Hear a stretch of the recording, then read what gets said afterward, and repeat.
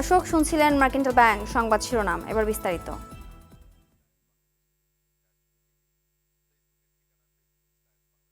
রাজধানীর সিএমএইচ হসপিটালে কথা বলছেন স্বরাষ্ট্র উপদেষ্টা এম শাখাওয়াত হোসেন। আমরা চলে যাচ্ছি সরাসরি সেখানে।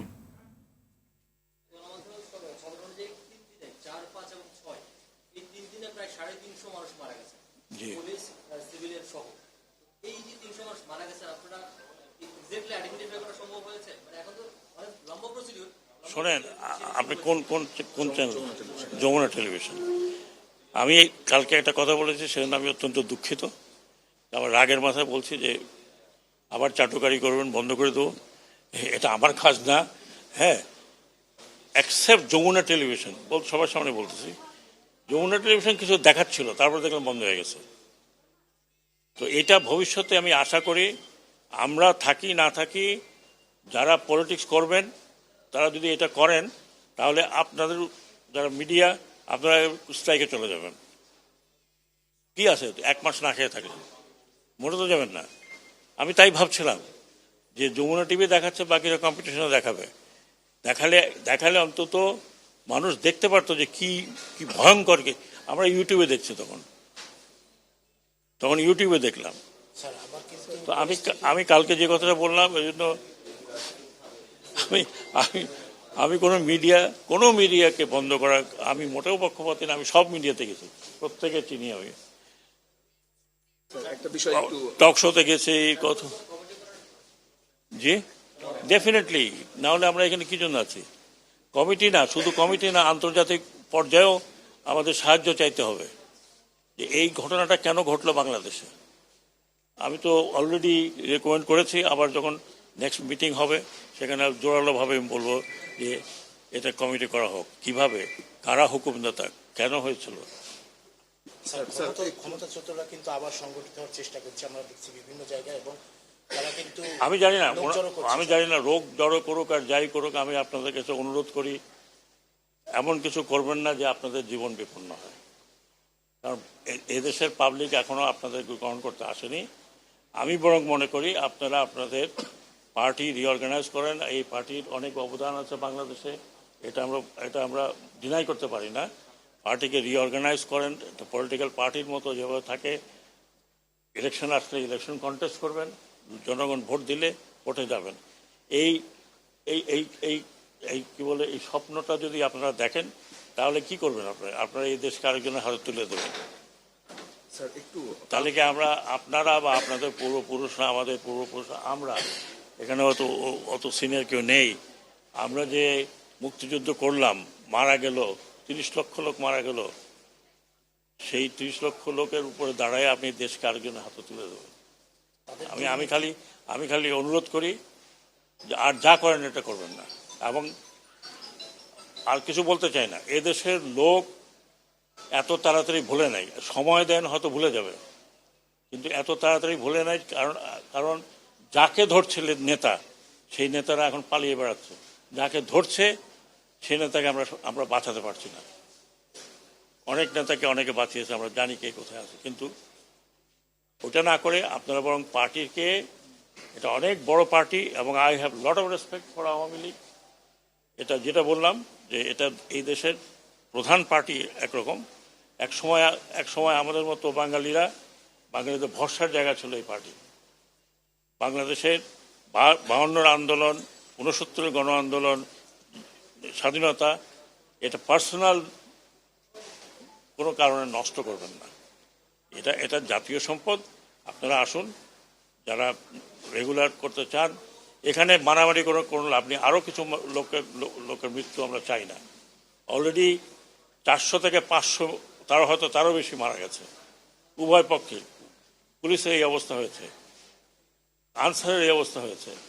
আর আমরা যদি উস্কানি দিতাম, তাহলে আপনারা টিকতে পারতেন না আর্মি ফায়ারে।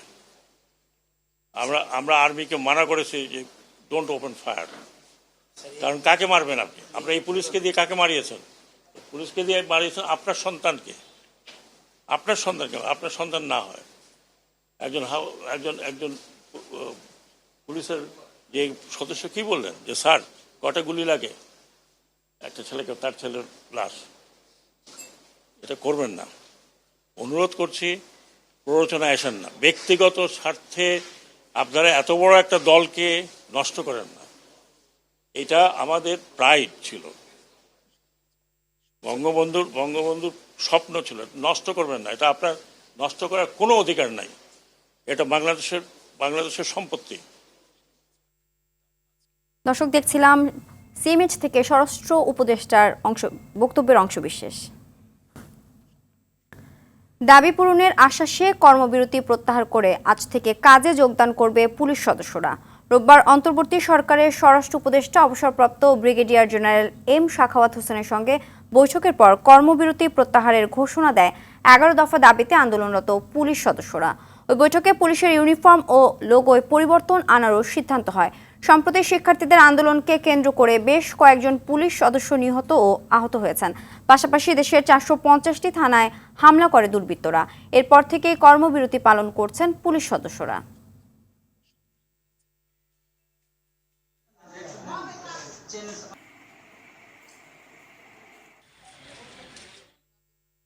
দর্শক, এ বিষয়ে চট্টগ্রামে রয়েছেন আরেক সহকর্মী সাইফুল মাহমুদ, সরাসরি যুক্ত হচ্ছেন তিনি। সাইফুল, চট্টগ্রামে কি পুলিশরা কাজে যোগ দিয়েছেন কিনা, সেখানকার চিত্র এবং এ ব্যাপারে তারা কি বলছেন জানাবেন। জি সিনথি, আসলে যেমনটি বলেছেন, গতকাল স্বরাষ্ট্র উপদেষ্টার সাথে বৈঠকের পরপরই আসলে পুলিশ সদস্যরা কাজে যোগ দিবেন বলে জানিয়েছেন, কিন্তু চট্টগ্রামের কোথাও কিন্তু আজকে তারা কিন্তু কাজে যোগদান করেনি। এই মুহূর্তে কিন্তু আমরা বেশ কয়েকটি পয়েন্টে কিন্তু সকাল থেকেই ঘুরেছিলাম, কিন্তু কোনো পয়েন্টে কিন্তু আসলে তারা কাজে যোগ দেয়নি এবং প্রতিটি পয়েন্টে কিন্তু এখন শিক্ষার্থীরা কিন্তু ট্রাফিকের যে ব্যবস্থা সেটাই তারা করছেন। তবে আমরা কথা বলেছিলাম সিএমপির কমিশনারের সাথে, তিনি জানিয়েছেন হয়তো যেহেতু সকাল হয়েছে মাত্র সেজন্য যোগ দেয়নি, তারা ধীরে ধীরে যোগ দিবে। তবে একটা বিষয় সেটি হচ্ছে যে চট্টগ্রামের আজকে সব পয়েন্টে কিন্তু কাজে যোগ দেবেন না, তারা কিন্তু 5টি পয়েন্টে কাজে যোগ দেওয়ার কথা। গতকাল কিন্তু সিএমপির কমিশনারের সাথে ডিসির বৈঠক হয়েছিল এবং সেই বৈঠকে কিন্তু সিদ্ধান্ত হয়েছে আজকে 5টি পয়েন্টে তারা কাজে যোগ দিবে এবং যে পয়েন্টগুলোতে কাজে যোগ দিবে সেখানে কিন্তু বৈষম্য বিরোধী ছাত্র আন্দোলনের কর্মীরা থাকবে ট্রাফিকের সাথে সাথে। কিন্তু সকাল থেকে কিন্তু কোথাও কিন্তু কোনো ট্রাফিক এখনো পর্যন্ত কাজে যোগ দেয়নি। তবে সিএমপির পক্ষ থেকে কিন্তু বারবার বলা হচ্ছে তারা কাজে যোগ দিবেন, কিন্তু এখন আমরা দেখিনি ট্রাফিক ব্যবস্থা কিন্তু কাজ করতেন বৈষম্য বিরোধী শিক্ষার্থীরা এখনো পর্যন্ত। তবে শুধু যে আসলে 5টি পয়েন্টে না, নগরীর অনেকগুলো পয়েন্ট রয়েছে, সেই পয়েন্টগুলোতে কবে নাগাদ আসলে যোগদান করবেন সিএমপির পক্ষ থেকে বারবার বলা হচ্ছে ধীরে ধীরে যোগদান করবেন, কিন্তু এখনো পর্যন্ত যোগদান করা হয়নি। কবে নাগাদ আসলে যোগদান করবেন সেটাও বোঝা যাচ্ছে না। তবে আমরা এক পুলিশ সদস্যের সাথে কথা বললাম, তারা জানালো তারা যেহেতু গতকালকে স্বরাষ্ট্র উপদেষ্টার সাথে বৈঠক হয়েছে, তারা বিষয়টিকে খুব পজিটিভ দেখছেন, যেহেতু তাদের 11 দফা দাবি রয়েছে, সেই 11 দফা দাবির মধ্যে যেগুলো সবগুলো ধীরে ধীরে পালন করা হবে বলে তারা জানিয়েছেন এবং তারা কিন্তু খুবই খুশি হয়েছেন যেহেতু তাদের পোশাক এবং লোগো পরিবর্তন হবে। তারা জানিয়েছেন আসলে এই বিষয়টি তারা পজিটিভলি দেখছেন এবং খুব ভালোভাবে নিচ্ছেন তারা, যেহেতু তাদের পোশাক এবং লোগো নতুনভাবে দেওয়া হবে। তবে এখনো পর্যন্ত কোথাও কিন্তু ট্রাফিক দেখা যায়নি, কবে নাগাদ আসলে দেখা যাবে সেটাও বোঝা যাচ্ছে না। সিএমপির পক্ষ থেকে বলা হচ্ছে যোগদান করবে, কিন্তু কবে যোগদান করবে সেটি বলতে পারেনি।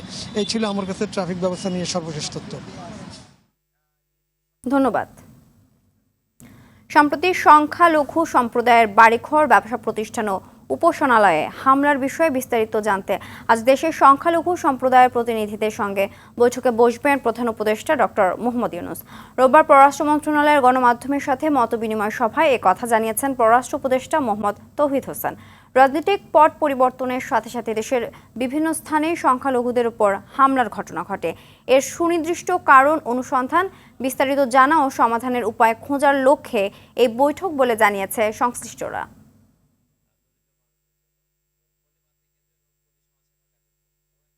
আজ থেকে শুরু হচ্ছে ফুল বেঞ্চের কার্যক্রম। গঠন করা হয়েছে 8টি বেঞ্চ, এর মধ্যে দ্বৈত বেঞ্চ 5টি, একক বেঞ্চ 3টি। এই বেঞ্চ গঠনের মধ্য দিয়ে বিচার কাজে ফিরছে সুপ্রিম কোর্টের হাইকোর্ট বিভাগ। সকাল 10:30 থেকে এসব বেঞ্চ বিচার কাজ শুরু করেছে। এর আগে শপথ গ্রহণ করেন সদ্য নিয়োগ পাওয়া প্রধান বিচারপতি শপথ সৈয়দ রেফাত আহমেদ। তার আগে নানা বিতর্ক ও ছাত্রদের আন্দোলনের মুখে পদত্যাগ করেন প্রধান বিচারপতি ওবায়দুল হাসান সহ 6 বিচারক।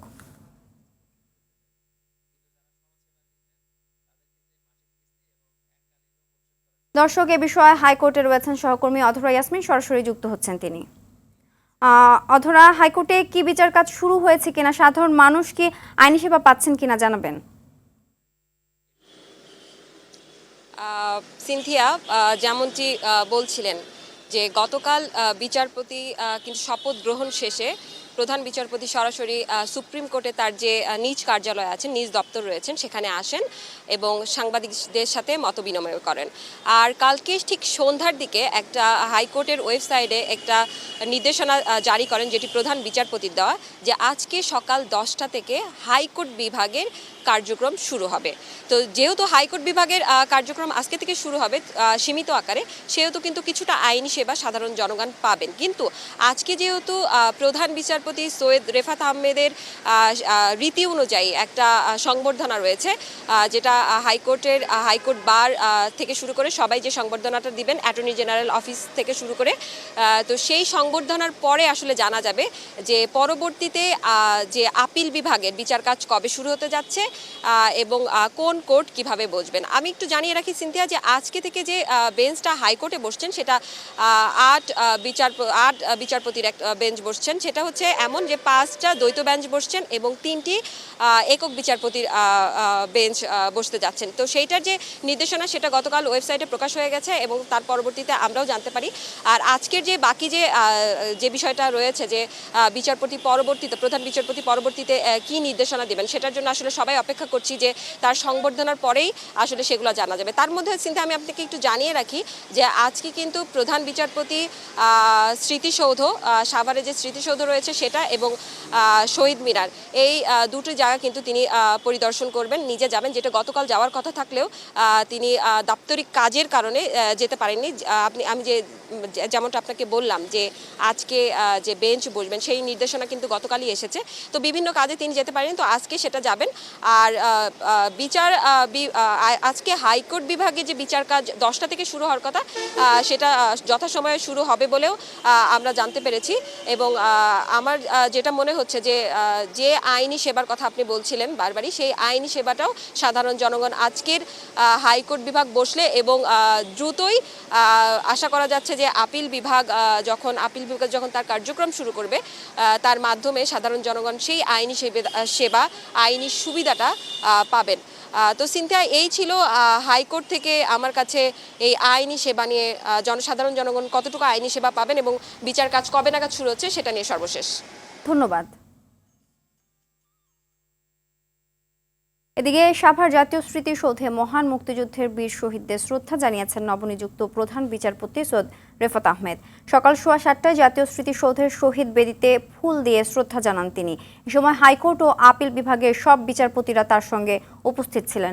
পরে স্মৃতিসৌধের পরিদর্শন বইয়ে স্বাক্ষর করেন দেশের 25তম প্রধান বিচারপতি।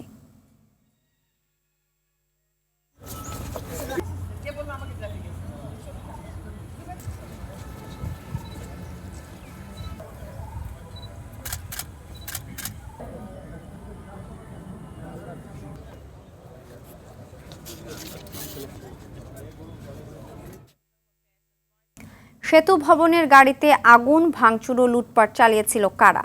সিসি ক্যামেরায় ফুটেজে চেহারা চেনা যায়, তবুও ধরা পড়েনি এখনো কেউ। হামলা ও আগুনের নির্দেশ দেওয়া হয় হ্যান্ড মাইকে। নির্দেশ দেয়া ব্যক্তি ছাড়াও অন্তত 4 জনকে দেখা যায় হামলা, লুটপাট ও আগুন দেওয়ার নির্দেশনা দিতে। প্রায় 60 জনের একটি দলকে এ হামলায় জড়িত থাকতে দেখা যায়। এর মধ্যে বড়দের পাশাপাশি শিশু কিশোরদেরও দেখা যায়। কার নির্দেশে এমন সংঘবদ্ধ তাণ্ডব? বাকিটা জানবো এয়ার বাদলের রিপোর্টে। 18 জুলাই 2024 সন্ধ্যার ঠিক আগ মুহূর্ত। কোটা আন্দোলনের সুযোগে একদল মানুষ মেতে ওঠে সরকারি স্থাপনা ধ্বংস, অগ্নিসংযোগ ও লুটপাটে। বাদ যায়নি সেতু ভবনও। সিসি ক্যামেরার ফুটেজে দেখা যায় প্রথমে একজন প্রধান ফটক টপকে ভিতরে ঢুকে তা খুলে দেয়। এরপর বাকিরা প্রবেশ করে। চোখে চশমা, সবুজ টি শার্ট ও হাফ প্যান্ট পরা একজন ট্রলিতে করে নিয়ে যায় ইট পাটকেল। এরপর শুরু হয় তাণ্ডব। সেই তরুণও অংশ নেয় ভাঙচুরে। কে এই তরুণ?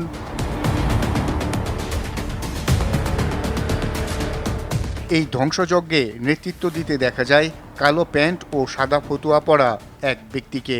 নেতৃত্ব দেওয়ার পাশাপাশি হামলাতেও অংশ নেয় সে।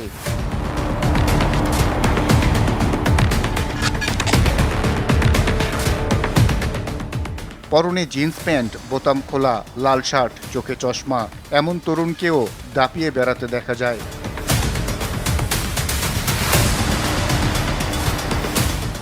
সাদা চেক শার্ট পরা আরও একজনের চেহারাও স্পষ্ট দেখা যায়।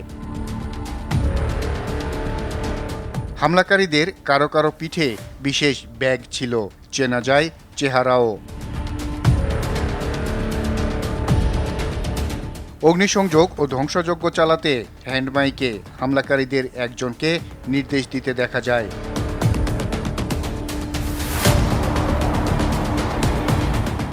সেতু ভবনের ভেতরে ঢুকে যারা হামলা ও ভাঙচুর চালায় তাদের মধ্যে হলুদ টি শার্ট পরা অল্প বয়সী একজনকে দেখা যায় সবচেয়ে বেশি দাপাদাপি করতে।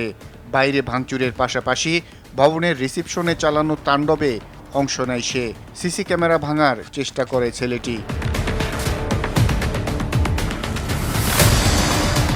হামলাকারীদের একজন রিসিপশনে হামলা চালাতে গিয়ে সিসি ক্যামেরা দেখে পিছু হটে, কিন্তু ততক্ষণে সিসি ক্যামেরায় তার চেহারা স্পষ্ট ধরা পড়ে।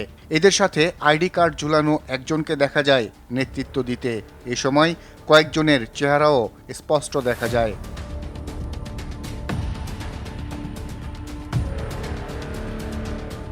এসব দুর্বৃত্ত হামলা চালিয়ে কোটি কোটি টাকার সরকারি সম্পদ ধ্বংস করলেও চেহারা স্পষ্ট থাকার পরেও এখনও কেউ ধরা পড়েনি।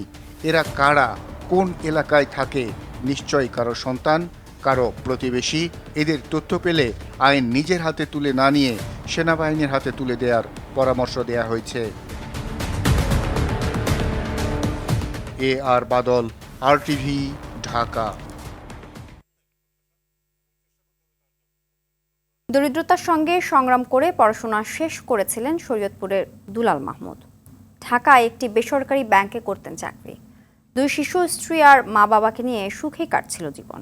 কিন্তু 18 জুলাই রাজধানীর আজিমপুরে বৈষম্য বিরোধী আন্দোলনে শিক্ষার্থী ও পুলিশের সংঘর্ষে গুলিবিদ্ধ হন তিনি। হাসপাতালে চিকিৎসাধীন অবস্থায় পরদিন তার মৃত্যু হয়। শরীয়তপুর থেকে আসাদ গাজীর প্রতিবেদন, জানাচ্ছেন সৈয়দ মাহমুদ। বৃদ্ধ বাবা মায়ের সুখের আশায় যে জমিতে পাকা ঘর বানানোর স্বপ্ন ছিল সেখানেই চিরনিদ্রায় দুলাল। তার মৃত্যুতে শোকের ছায়া নেমে এসেছে শরীয়তপুরের জাজিরা উপজেলার চৌকিদারকান্দি গ্রামে। 18 জুলাই রাজধানীর আজিমপুর ব্যাংকের কাজ শেষে কারণ বাজার থেকে এ পথ ধরেই বাসায় ফিরছিলেন দুলাল। আজিমপুর কলোনির কাছে এলে দুই পক্ষের সংঘর্ষের মধ্যে গুলিবিদ্ধ হন তিনি। হাসপাতালে চিকিৎসাধীন অবস্থায় পরদিনই মৃত্যু হয় 38 বছর বয়সী দুলালের।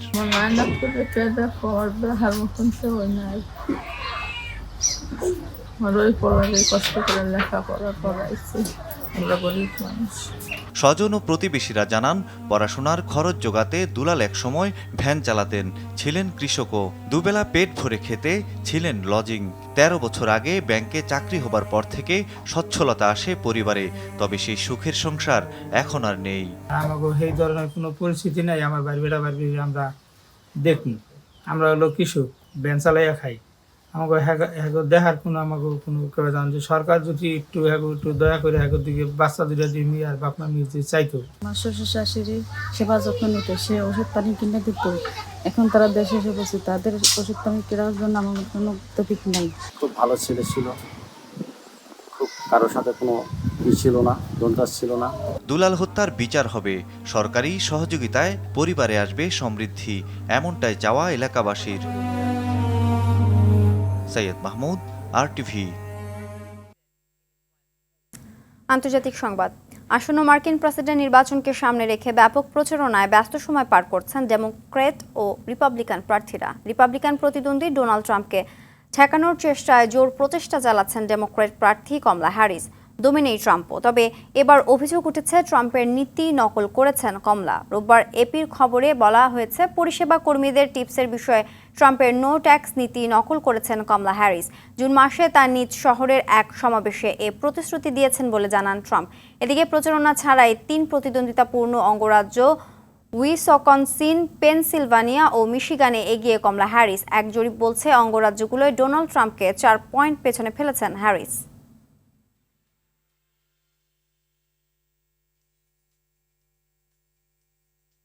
প্রবল বৃষ্টিপাতে ভারতের রাজস্থান রাজ্যে নিহত হয়েছেন অন্তত 20 জন। গেল 2 দিনে রাজ্যটির বিভিন্ন অংশে প্রাণহানির ঘটনা ঘটে। সোমবার এ তথ্য জানায় ভারতীয় সংবাদ মাধ্যম এনডিটিভি। প্রতিবেদনে বলা হয়েছে, প্রবল বৃষ্টিতে বিভিন্ন জায়গায় তৈরি হয়েছে জলাবদ্ধতা। ইতোমধ্যেই রাজ্যটির বিভিন্ন স্থানে বন্ধ ঘোষণা করা হয়েছে স্কুল। আবহাওয়া দপ্তর রোববার আগামী 24 ঘন্টায় রাজ্যের কয়েকটি জেলায় ভারী থেকে অতি ভারী বৃষ্টির সতর্কতা জারি করেছে। এদিকে দুর্যোগ ব্যবস্থাপনা পরিস্থিতি পর্যালোচনা করতে জয়পুরে জরুরি বৈঠক ডেকেছেন রাজ্যের মুখ্যমন্ত্রী ভজনলাল শর্মা।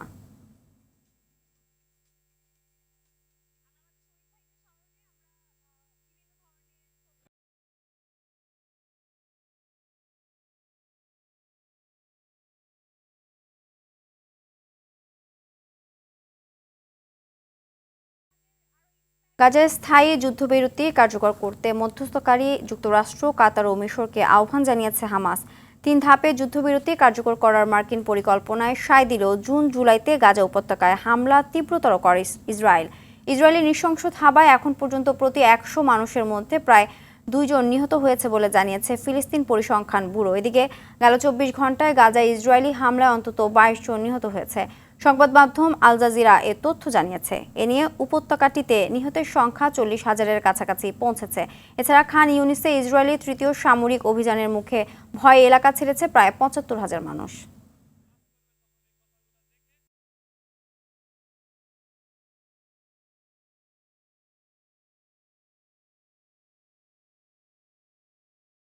প্যারিস অলিম্পিকের শেষ ইভেন্টে মেয়েদের বাস্কেটবলে স্বর্ণপদক জিতে টানা চতুর্থবারের মতো পদক তালিকার শীর্ষে থেকে আসর শেষ করল যুক্তরাষ্ট্র। আসর জুড়ে 40টি স্বর্ণপদক, 44টি রৌপ্য ও 42টি ব্রোঞ্জ সহ মোট 126টি পদক জিতেছে দেশটি। সমান সংখ্যক স্বর্ণপদক জিতলেও 27টি রৌপ্য ও 24টি ব্রোঞ্জ সহ 91টি পদক নিয়ে দ্বিতীয় হয়েছে চীন। 20টি স্বর্ণপদক সহ মোট 45টি পদক নিয়ে তৃতীয় হয়েছে জাপান।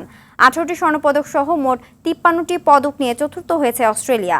আসর জুড়ে 16টি স্বর্ণপদক সহ 64টি পদক নিয়ে স্বাগতিক ফ্রান্সে আসরের ইতি টেনেছে পঞ্চম স্থানে থেকে।